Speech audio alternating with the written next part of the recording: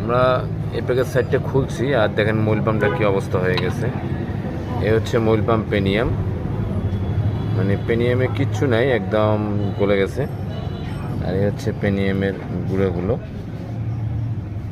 ভেঙে ভেঙে টুকরো টুকরো হয়ে গেছে। তাহলে মোবিলটা পায় কীভাবে গাড়িটা?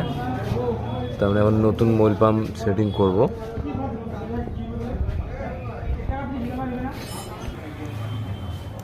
খোলো।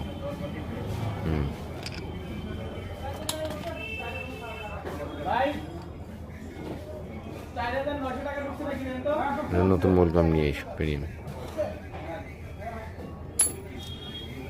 তো এই হচ্ছে মূল পাম্প পেনিয়ামের অবস্থা। আমরা খুললাম, দেখেন মানে পুরো বডি খেয়ে একদম এটা একটা গোল বুশ হয়ে গেছে আর কি।